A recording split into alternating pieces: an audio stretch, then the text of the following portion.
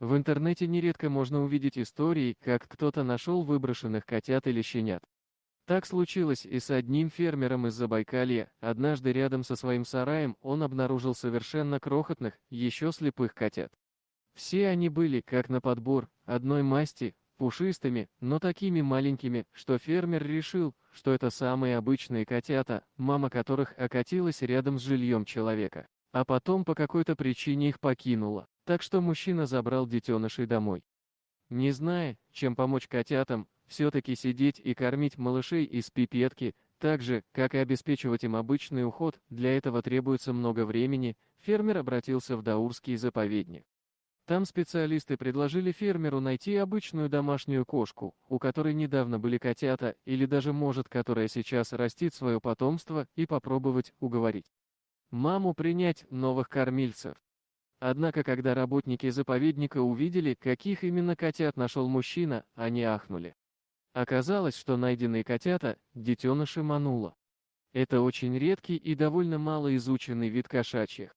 Они не приручаются, и если в маленьком возрасте манулы довольно легко ладят с человеком, то стоит им только подрасти. Как инстинкты берут свое, и содержание таких животных в доме становится невыносимым. Тем не менее, стоимость этих редких животных на черном рынке достигает нескольких сотен тысяч рублей, желающих завести у себя дома экзотику всегда хватает. А поймать манула в природе почти невозможно, что уж говорить о том, чтобы найти котят. Теоретически, можно было бы продать малышей за приличные деньги. Однако это бы вряд ли пошло бы маленьким манулам на пользу. Этот вид животных хорошо себя чувствует только на воле.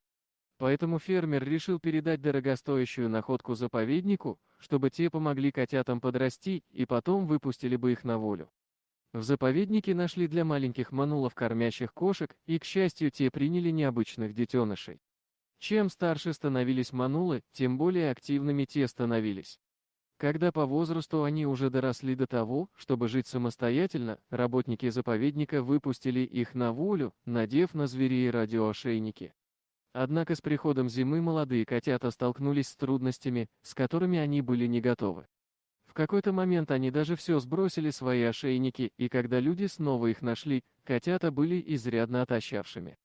Манулов снова забрали в помещение, позволив им провести свою первую зиму, постепенно адаптируясь к диким условиям, а с приближением весны, когда дикие коты уже окрепли и научились лучше охотиться, отпустили их снова. После этого манулы приспособились к дикой жизни намного лучше, и сейчас они отлично себя чувствуют, живя в естественной для них среде. Дорогие друзья, если вам понравилось видео, поставьте лайк, а также подписывайтесь на канал, где найдете еще много интересного.